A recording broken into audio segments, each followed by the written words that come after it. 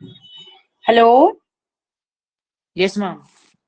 हाँ, मैं अभी ना जो हमारी यूनिट है टाइम सीरीज, उसका जो कुछ स्टडी मटेरियल है इसमें अपलोड कर रही हूँ मैं लैपटॉप से।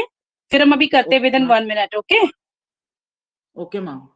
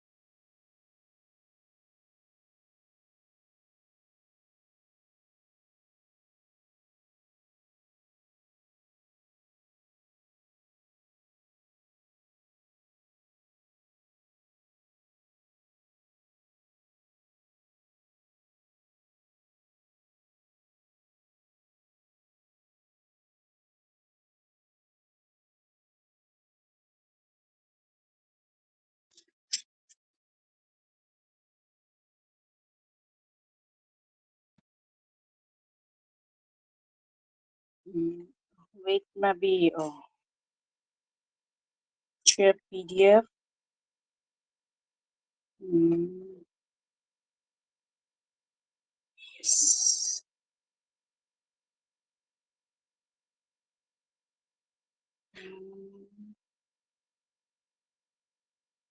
वेट, तो मैं भी इसका नेक्स्ट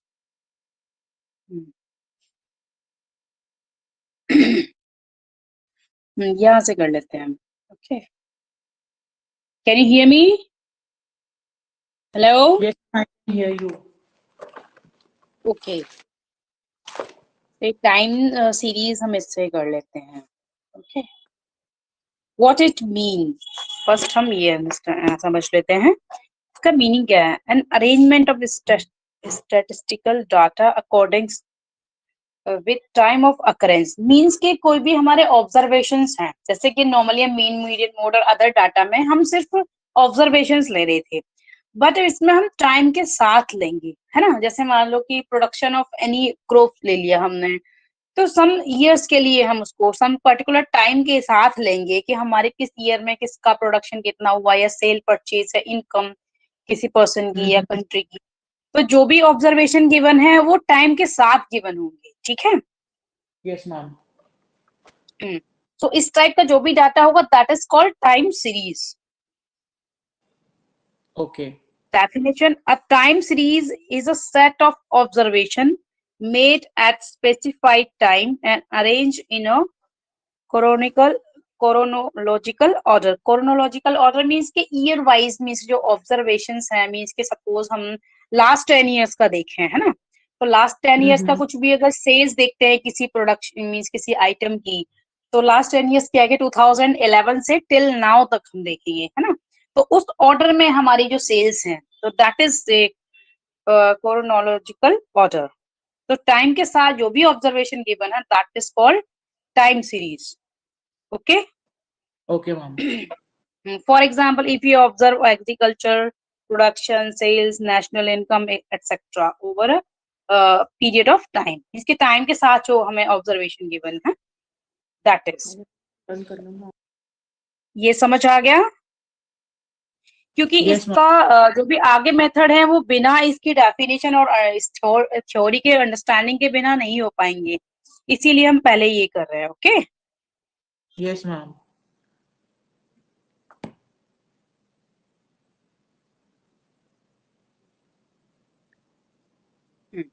अब आते हैं हम यूजर्स पर. जो हमारे मेन पॉइंट्स हैं हम वही करेंगे. जैसे हमें गिवन है, एक एग्जांपल गिवन है, production of rice in particular state. ठीक है, तो कोई भी अगर मैं डाटा गिवन है टाइम के साथ, that is time series. Now users of time series. The analysis of time series is great significance not only in economic, means ये तो means हमें जो users main देखने हैं, it helps in understanding past behavior. means के कुछ भी sales है या income है या production है, तो past behavior यानी कि वो decrease हुआ है या increase हुआ है, तो उसका behavior कैसा है past year में, हम ये analyze कर सकते हैं with the help of time series. Yes. It help in planning future operations. Means कि हम पास्ट का बिहेवियर देखेंगे तो उससे हम फ्यूचर का प्लान भी कर सकते हैं. सपोज कि हमारा production of crop last 10 years में जितना हुआ, उसके अकॉर्डिंग हम एवरेज हम लेकर एक कंसीडर करके हम नेक्स्ट ईयर्स का भी कंसीडर कर सकते हैं कि हाँ नेक्स्ट 10 इयर्स या नेक्स्ट 2 इयर्स में भी हमारा सिमिलर वे में ऐसे होगा. ठीक है, अब आते हैं हम कंपोनेंट्स पर. कंपोनेंट्स मीन तुम्हारा ये time series, components of time series ये ले लेते हैं. These are means the value of a time series may be affected by the number of moments or fluctuations which are correct its characteristics. means कि क्या क्या effect कर सकता है इसको, वो इसके मेन कंपोनेंट्स हैं. The types of moments characterizing a time series are called components of time series or elements of a time series. means elements भी कह सकते हैं and components भी. So these are 4 types of components. ठीक है, ये most important है, हम इनको समझ लेंगे तभी हम आगे क्वेश्चंस कर पाएंगे.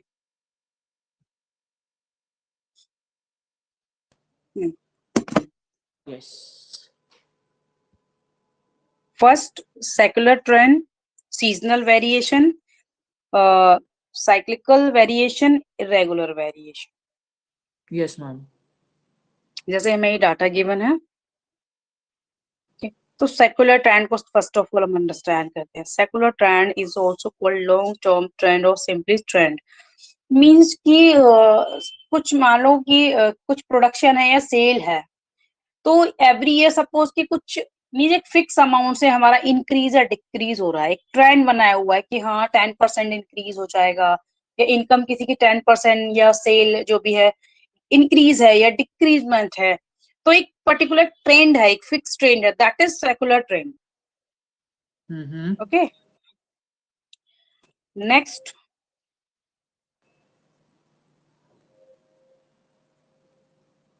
ये भी हमारा टू टाइप से है. मैथमेटिकली सेक्युलर ट्रेंड में be classified into two types, linear trend और कर्वी लीनियर ट्रेंड और नॉन लीनियर ट्रेंड.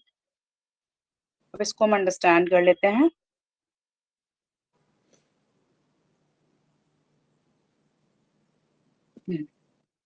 तो लीनियर मींस कि एक स्ट्रेट लाइन में ये वेरी करेगा. ठीक है, एक फिक्स्ड वैल्यू होगी.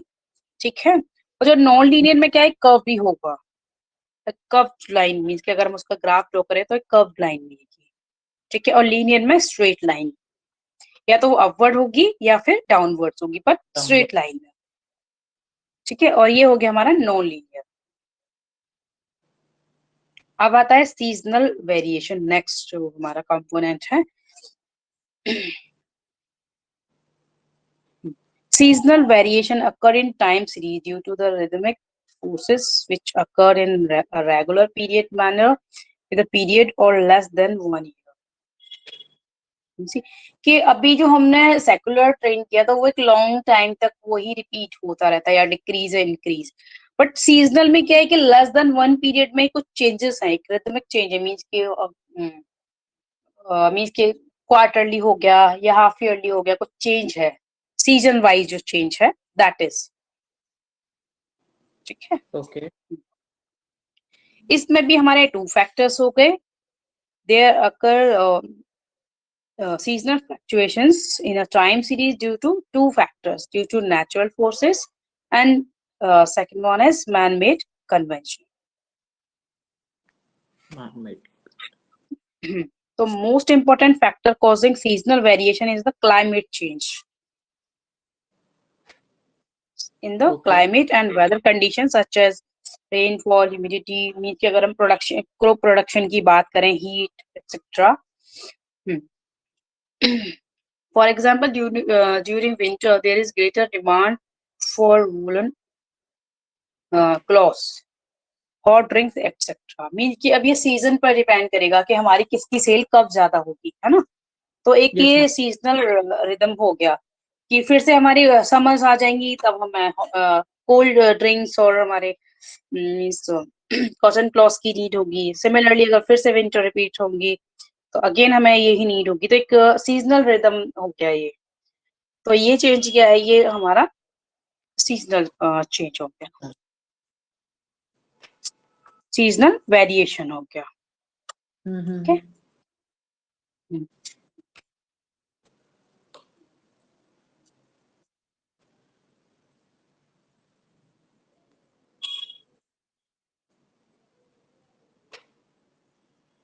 नेक्स्ट आ गया ये साइक्लिकल वेरिएशन और ऑसिलेटरी वेरिएशन. साइक्लिकल मींस कि अगेन एंड अगेन वही रिपीट होता है, एक मींस एक फिक्स टाइम पीरियड में हमारा वही रिपीट होता रहेगा. This is a short-term variation occur for a period or more than 1 year. The rhythmic movement in a time series, the period oscillation repeat again and again in the same manner. Same way में ही repeat होंगे, means कुछ increase या decreasement जो भी होगा वो एक particular fix time में, जैसे मान लो कि आफ्टर 1 ईयर या आफ्टर 2 ईयर, आफ्टर 3 ईयर वो सेम मैनर में रिपीट होता रहेगा. Yes, ma'am. So this is called cyclical variation and period is called a cycle. The time series related to business and economics show the same kind of cyclical variation. Okay, तो main तो हमें main में अपना जो main points है हमें वही करना है. ये नीचे वाला इस लाइन की कोई नीड नहीं है क्योंकि इसमें कुछ एक्स्ट्रा भी गिवन है, तो हमें वही करना है जो हमारे लिए नीडेड है. Okay. Okay.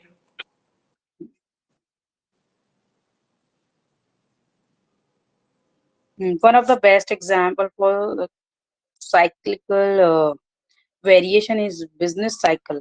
In this cycle, there are 4 well-defined period of phases: boom, decline, depression, improvement. ये बिजनेस साइकिल के लिए नीडेड है.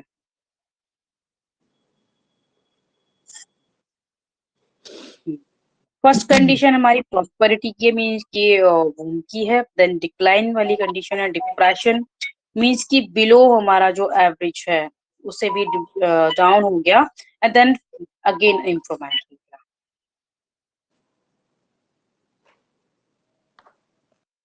नाउ आते हैं हम इरेगुलर वेरिएशन पर.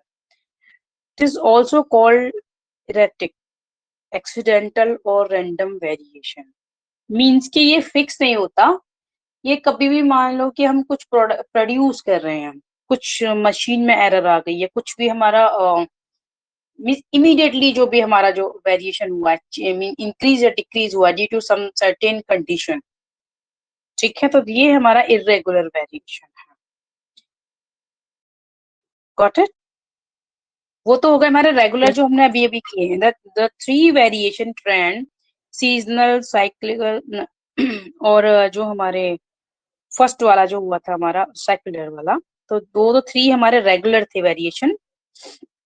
ये 4th वाला हमारा इरेगुलर है, मींस कि ये रैंडमली, मींस कि कभी भी इमीडिएटली चेंज हो सकता है सम सर्टेन कंडीशन. ठीक है. Yes. मीन्स सपोज कि हमें एक प्रोडक्शन ऑफ क्रॉप्स पता है कि हमें इतना हमारे पास फील्ड है और हम उसमें इतना ग्रो कर सकते हैं, तो इमीडिएट मीन्स कि ऐसे ही सडनली फ्लड आ, है ना, तो वो इरेगुलर चेंज हो गया, है ना। फ्लड क्या है? इरेगुलर चेंज है, इमीडिएट। जैसे कि सपोज वहां अवेलेबल नहीं है मीन्स के कुछ बहुत ज्यादा वाटर, लेकिन इमीडिएटली फिर भी ड्यू टू क्लाइमेट चेंज एकदम से फ्लड्स आ गए, तो वो जो इरेगुलर चेंज होगा, क्योंकि वो कुछ लास्ट सम ईयर से तो कुछ हुआ नहीं था, बट इमीडिएटली जो चेंज हो गया, है ना, दैट इज इरेगुलर वेरिएशन। ठीक है, नेक्स्ट। Yes ma'am. तो ये है मेन हमारा जो है मैथमेटिकल मॉडल, ये न्यूमेरिक पार्ट है ना। तो ये तभी हमें समझ आता है जब हम पहले उनको कर लेते, वेरिएशंस वगैरह को कर लेते। In classical analysis, it is assumed that some type of relationship exists among the four components of the time series. The value y suffix t of a time series at any time t can be expressed as the combination of factors that can be attribute the various components. Means कि जो value of T, जो time series की value हमारी Y, वो जो components हमारे four, means कि वो उनके रिलेशन को रिप्रेजेंट करती है। The value of Y T of a time series at any time can be express as the combination. इसके कॉम्बिनेशन मीन्स कि या तो ये देयर आर टू मेथड, एक तो हमारा एडिशन वाला होगा, एडिटिव मॉडल होगा, और एक मल्टीप्लिकेटिव मॉडल होगा। ठीक है, तो फर्स्ट हमारा एडिटिव मॉडल है। then in this additive model yt is equal to t suffix t, mean t small वाला t क्या है कि एक पर्टिकुलर टाइम को रिप्रेजेंट कर रहा है ना, ईयर को या टाइम को एक रिप्रेजेंट कर रहा है, तो t हम उसके लिए ले रहे हैं। तो y is equal to capital T plus s plus c plus r, और ये सारे कंपोनेंट्स हैं क्या? t क्या है? Trend value at a time t। Trend मतलब वही जो सेक्युलर ट्रेंड था ना बिगनिंग में, जो फर्स्ट कंपोनेंट था ट्रेंड, उसको सिंपल ट्रेंड भी कहते हैं ना। और ये एस हमारा सीजनल कंपोनेंट हो गया, सी हमारा साइक्लिकल कंपोनेंट हो गया, और आर हमारा इरेगुलर कंपोनेंट हो गया। मैम तो इसका हमको मतलब जैसे मैम ने पूछ लिया y का मतलब बताओ, तो ये हमको ये पूरा लिखना होगा ना, y मींस ये, t मींस ये, c। उसमें क्या है कि तुम्हें ये ऑल फोर कंपोनेंट्स गिवन होंगे, तुम्हें y की वैल्यू फाइंड करनी होगी इसमें पुट करके। ओके ओके हाँ, ये जो RHS में राइट हैंड साइड में जो गिवन है वो क्वेश्चन में गिवन होंगे, और y की वैल्यू हमें फाइंड करनी होगी। Okay But if the data is in the yearly form, then seasonal variation does not exist. Means कि ईयरली अगर हमें कोई डाटा गिवन है तो वहां पे सीजनल वेरिएशन नहीं गिवन होगा, क्योंकि सीजनल लेस देन 1 ईयर के लिए होता है। ठीक है, तो इन दिस सिचुएशन हमारा एस यहाँ पर गिवन नहीं होगा। एस नहीं गिवन होगा तो ये थ्री कंपोनेंट्स को सिर्फ हम ऐड करेंगे। ओके ओके यहाँ एस नहीं होगा। हाँ, नेक्स्ट क्या क्या कंडीशन हो सकती है हमारी जनरली? और cyclical fluctuation have positive or negative value according to whether it is above or below or normal pace of cycle। Mean कि ये नेगेटिव पॉजिटिव दोनों हो सकती है जो साइक्लिकल है। मीन्स कि इंक्रीज के लिए भी हो सकता है, डिक्रीज दोनों के लिए हो सकता है ना। तो डिक्रीज के लिए होगा तो फिर नेगेटिव हो जाएगा, इंक्रीज के लिए होगा तो पॉजिटिव हो जाएगा। अब आता है हमारा मल्टीप्लिकेटिव मॉडल। तो मल्टीप्लिकेटिव मॉडल में क्या होगा? सारे मल्टीप्लाई हो जाएंगे। सिमिलरली अगर हम ईयरली करेंगे तो एस उसमें नहीं होगा। ठीक है, जैसे हमने इसमें किया है।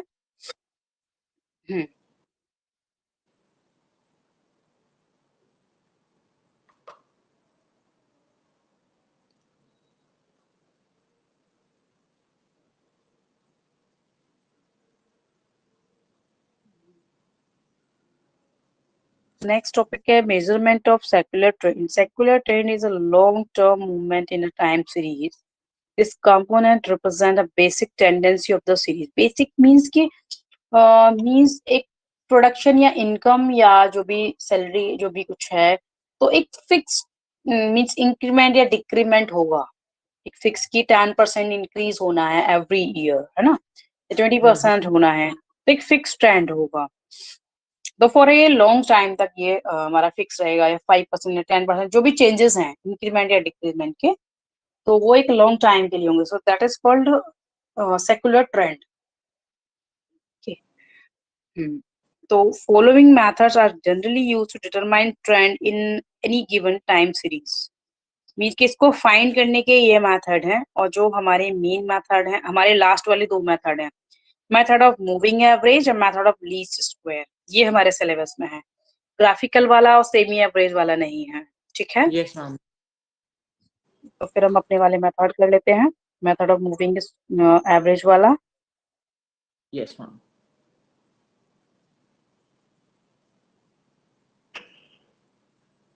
ये तो सेमी का है।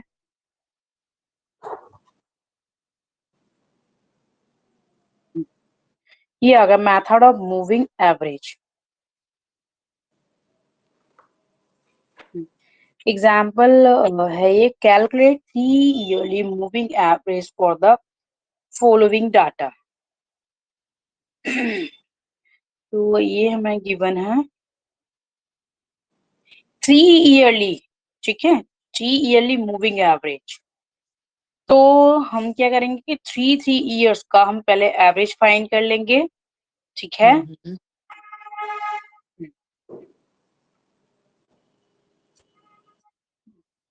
तो 3 ईयर्स का क्या किया हमने कि पहले वाला देखो 2001 टू 2002, 2002 टू 2003, 2003 टू 2004, इन तीनों का हम ऐड करेंगे 40 प्लस 45 प्लस 40।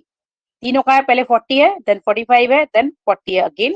तीनों को ऐड करके 3 से डिवाइड करके हमारा एवरेज आ गया 41.67। समझ आ रहा है? मम्मी भाई फिर से समझाना। देखो हम 3 ईयरली, क्योंकि इसने कहा है कि कैलकुलेट 3 ईयरली मूविंग एवरेज, मैं भी बता देती हूँ, उसमें करके बताती हूँ व्हाइट बोर्ड पे, ठीक है। क्योंकि यस है तो मैम। ये इजी, लेकिन थोड़ा सा समझने के लिए ना मैं कॉपी में कराती हूँ। वेट, हम उस पर कर लेते हैं व्हाइट बोर्ड पे। वेट अ मिनट, जस्ट मैं भी ओपन करती हूँ। थ्योरेटिकल पार्ट तो समझ आ गया ना? वैसे मैंने अभी पे इस पर बता दिया है, बाकी मैं नोट्स में तो फिर थ्योरी में ना अलग से जो मेन मेन टॉपिक है जो हमने अभी अंडरस्टैंड किए ना वही दूंगी मैं। ये तो मैंने पीडीएफ पे सिर्फ समझाने के लिए भी करवा दिया है, ठीक है। ओके। वेट, मैं अभी व्हाइट बोर्ड पे कराती हम्म। हूँ।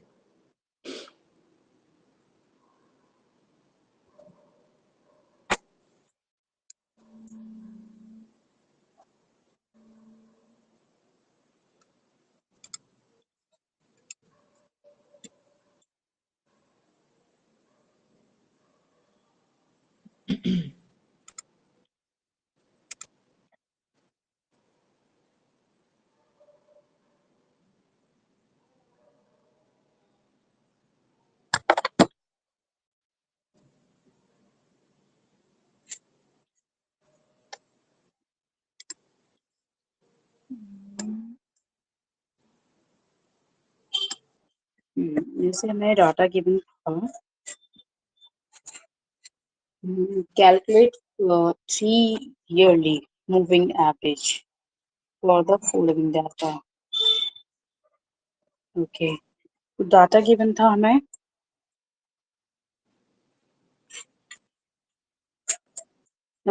years given है इधर, प्रोडक्शन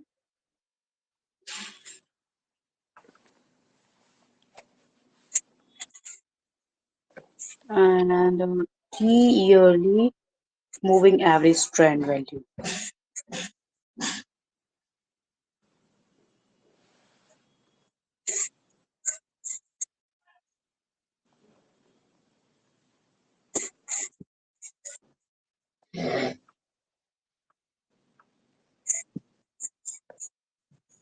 इसका पेपर क्या 10th को है?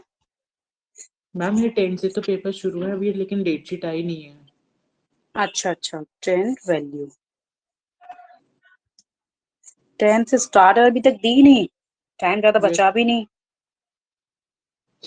10 वैल्यूज वही तो भी 10 डेज ही, 10 से है। 11 डेज बचे और अभी तक गिने, एटलीस्ट 15 डेज पहले तो देना ही मैम चाहिए। अभी तो ये भी नहीं पता कि ऑनलाइन होगा कि ऑफलाइन होगा। जहाँ तक मैंने देखा है अभी जो करंट चल रहे हैं जिनके, तो ऑनलाइन ही चल रहे हैं, बाकी तो पता चले। जैसे मैम मेरे थोड़े बहुत फ्रेंड्स थे तो ऑनलाइन ही। मैम कौन से कॉलेज में ऑनलाइन चल रहा है? यहाँ पर एक तो साउथ में है कई, तो उनके भी मींस यूनिवर्सिटी तो मैंने अभी मुझे याद नहीं, मैं बता दूंगी। और दिल्ली के भी कई बच्चों के हैं, आई थिंक आईपी वगैरह के हैं, तो उनके भी ऑनलाइन ही बोल रहे हैं कि ऑनलाइन ही होंगे। ठीक है मैम। बाकी मैं बता दूंगी तो मैं कंफर्म करके कि किस किस के ऑनलाइन है, क्योंकि सभी बच्चे यही बोल रहे हैं कि ऑनलाइन ही है मैम। तो मे बी कि तुम्हारा भी हो, फिर भी हम प्रिपरेशन तो पता अपनी नहीं, फुल मेरा करेंगे। कॉलेज थोड़ा वैसा टाइप का है। कोई बात नहीं, हमारी प्रिपरेशन तो फुल होगी, कैसे भी ले लें, है ना। मैम लेकिन 2002 तभी टू लेकिन 2003। हाँ बोलो। मैम लेकिन तभी उन्होंने बोला मास्क पहन के रहना। मेरा 3 आवर्स में कितनी देर तक मैं मास्क पहन के पेपर अटेम्प्ट करूंगा? वही वही। मेरे तो खांसी हो जाएगी। 2005 टू 2006 मीन की मोर वैल्यूज हैं, बट हम कुछ के लिए हम फाइंड कर लेते हैं। ठीक है, इसमें बहुत सारी वैल्यूज है, मैं क्वेश्चंस तो दे दूंगी, इसको सिर्फ अंडरस्टैंड करने के लिए मैं बताती हूँ। ठीक है, कैसे करना है इसका। ये 40 है, ये 45 है। 3 ईयरली भी हो सकता है, 4 ईयरली भी हो सकता है, 5 ईयर, जैसे भी वो दे सकते हैं। ईयरली वो बता देंगे, उसी के अकॉर्डिंग हमने किया है। ओके। मैं अभी एक्सप्लेन कर दूंगी कि कैसे भी देते हैं वो, हम कोई भी ईयरली हम फाइंड कर सकते हैं। 42 देन 46। ओके, हमने ये तीनों ले लिए, वैसे वैल्यूज तो ओवर है, सिर्फ अंडरस्टैंड करने के लिए। तो हमने पहले 3 ईयरली फाइंड करना है, तो हम क्या करेंगे कि यहाँ पर इन तीनों को ऐड कर लेंगे। तो ये हो जाएगा हमारा 40 प्लस 45, सॉरी 45 है ये, 45 प्लस 40 डिवाइडेड बाय 3, क्योंकि 3 हमारे ऑब्जर्वेशन है, तो हम इस तरह से कर लेंगे। या फिर इसको स्लैश में हम ऐसे भी लिख सकते हैं, डिवाइडेड बाय 3 मीन्स के ये तीनों को ऐड करके और 3 से उस सम को डिवाइड कर देंगे। इट मीन्स कि इसका सम आ जाएगा 125, 125। राइट। हाँ, 125 divided by 3, so this will be 41.66। 66। ठीक है, ये आ गया। अब हम नेक्स्ट के लिए भी क्या करेंगे, अब नेक्स्ट 3 को ऐड करेंगे, यानी कि इन तीनों को 42। ऐड करेंगे। नो नो नो, ये इसको अच्छा। कॉन्टिन्यूसली करना है हमें। ओके, यस 45, यही मुझे मैं समझाना था। इस तरह से करेंगे, ठीक है।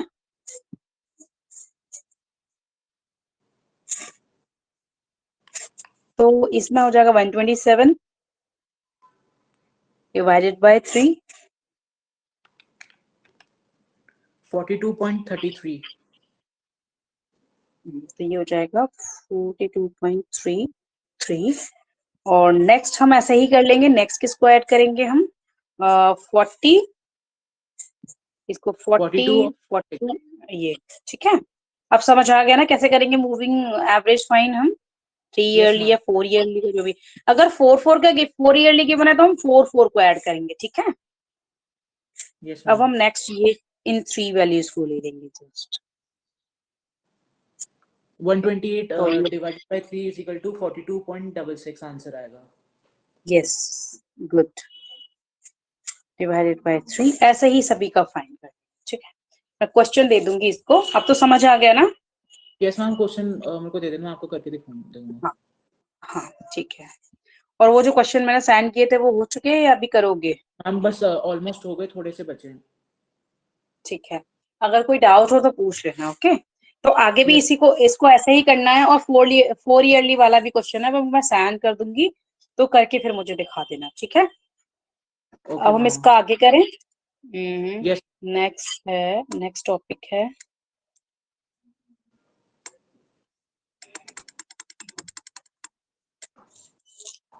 Method of least square. ये ही हमारा लास्ट है, बस इसके बाद हमारे पास इनकरेक्ट करेक्ट वैल्यूज वाला टॉपिक और रह जाएगा, तो हमारा सिलेबस फिनिश हो जाएगा। और थियोटिकल रह गया है, तो वो मैं प्रिपेयर करके वीकेंड पे एक्सप्लेन कर फर्स्ट दूंगी। चैप्टर का। हाँ, फर्स्ट वाले का भी रह गया और बीच बीच में भी कोरिलेशन वगैरह का रह गया ना, वो भी मैं करके दे दूंगी और फिर उसको एक्सप्लेन कर दूंगी। एक दिन हम कोई भी फिक्स कर लेंगे, वीकेंड पे करना है या फिर किसी भी दिन कर लेंगे, ठीक है। Okay ma'am. ठीक है।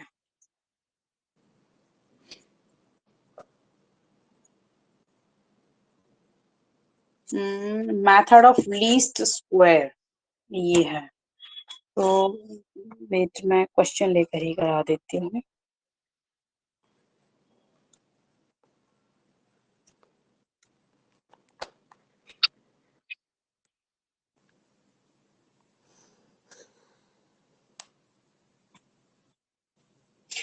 ये थोड़ा लेंदी है ये ना, इसमें थोड़ा टाइम नीडेड चाहिए।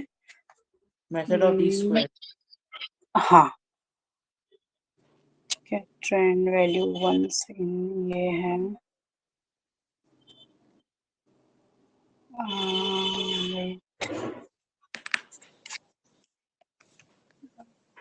वेट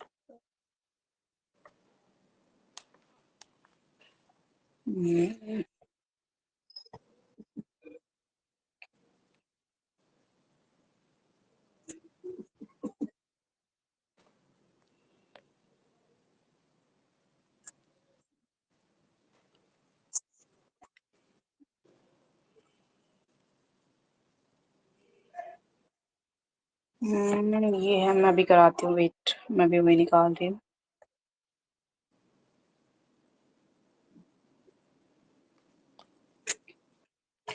मैं भी पीडीएफ में करा देती हूँ उसको, ठीक है, फिर क्वेश्चन इसका हम यहाँ कर लेंगे, ठीक है। Okay ma'am.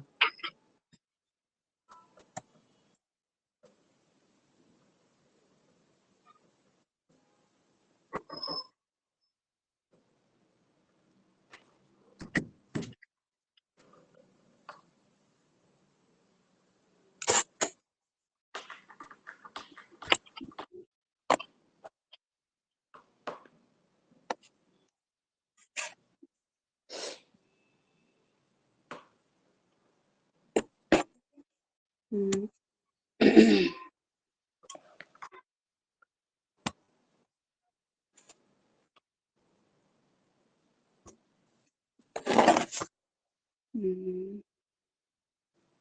पेज नंबर 14 पर है ये।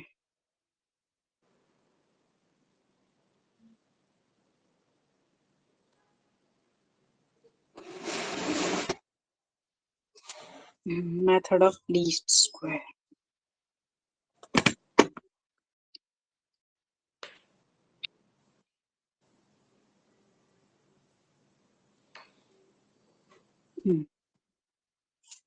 Method of least square. This method is most widely used in practice. This is also it is a mathematical method, and with its help, a trend line is fitted to the data, such a manner that following two conditions are satisfied. Means के first तो sum of means कि यहाँ पर y सी कुछ given होगा और y में से y की each वैल्यू में से सब्ट्रैक्ट करेंगे तो सम हमारा 0 आना चाहिए। ये हमारी कंडीशंस फॉलो होनी चाहिए। द सम ऑफ जीरो नहीं, डेविएशन ऑफ द मैम अगर जीरो नहीं हाँ होगा तो इसका मतलब हमारा आंसर गलत है ना?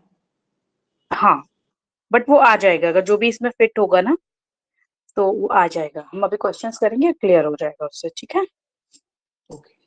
हाँ, अगर 0 नहीं आएगा तो हमें रीचेक करना पड़ेगा। यस, हमें सॉल्यूशन को चेक करना पड़ेगा कि कहीं कोई मिस्टेक तो नहीं है, अगर 0 नहीं आ रहा है तो, ठीक है। Okay. As that it means कि sum of deviation of actual value of y and the compute value of y is 0.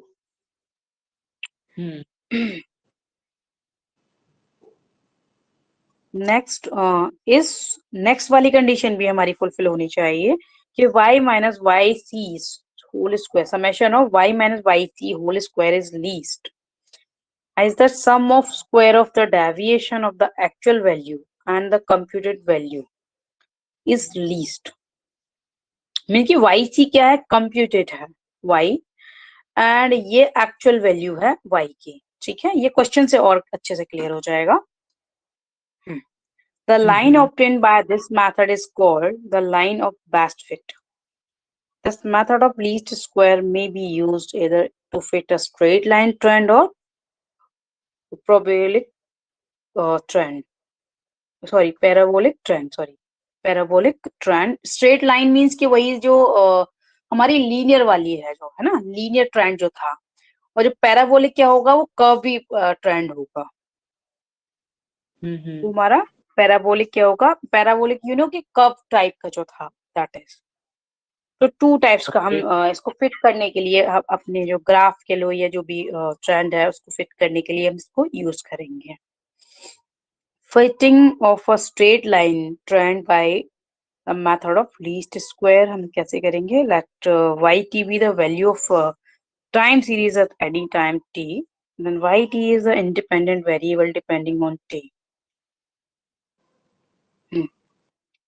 Assume a straight line trend to be the form, mean कि स्ट्रेट लाइन लाइन की जो equation होती है वो वैसे भी normal equation हमारी वही होती है M X plus C, but यहाँ पर क्या है, एम की जगह पर बी है और टी है और प्लस ए है, तो Y T C is equal to, means कि टी तो हमारे टाइम के लिए है और सी हमारा है कैलकुलेशन के लिए है, ठीक है। तो मतलब इक्वल, मतलब हम जो टीसी लिखेंगे वो बिल्कुल उसके बिल्कुल थोड़ा सा बराबर मतलब हाँ, नीचे ही। इसके सर्फिक्स में लिखेंगे, डाउनवर्ड्स में लिखेंगे, ठीक है। Is equal to A plus B T, ये फॉर्मूला है where ytc is used to designate the trend value of distinguished from the actual yt value. A is the y-intercept and b is the slope of the trend line, ठीक है। Now the value of a and b to be estimated from the given time series data by the method of least square. तो पहले हमें a and b की value find करनी पड़ेगी, then हम इसको स्ट्रेट लाइन को फाइंड कर सकते हैं, क्योंकि इसको y की वैल्यू फाइंड करने के लिए हमें a और b चाहिए। टाइम तो वो देंगे ही, t स्मॉल t क्या है वो तो वो गिवन हुआ क्वेश्चन में, बट हमें मेन क्या करना है, a एंड b की वैल्यू फाइंड करनी है by using method of least square.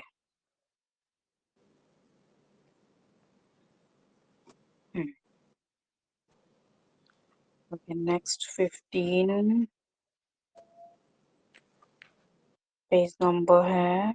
कैसे फाइंड करेंगे कि पहले वाली कंडीशन वही, एस इज इक्वल टू क्या हो जाएगा, summation y t minus y T c should be whole square should be least, और ये भी जो y minus a minus b t whole square summation of y t minus a minus b T, ये हमारे terms हैं इसको solve करने की ना। होल स्क्वायर ये equation second should be least, ये भी लीस्ट होना चाहिए। यस।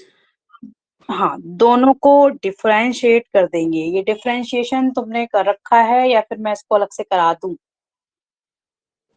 नो मैम, नहीं कर रखा डिफरेंट, है।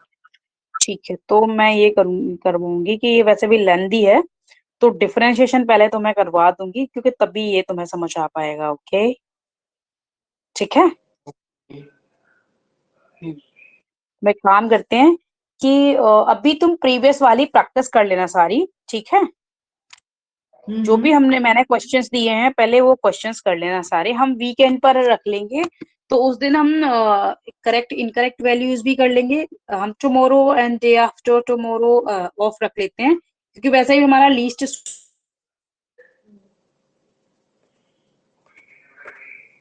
वैल्यू बचा है और थ्योरेटिकल दूसरा बचा है, ठीक है। दूसरा मैम, आप सैटरडे को ले हाँ सकते हो बोलो। क्लास में? सैटरडे को क्लास ले लेते हैं।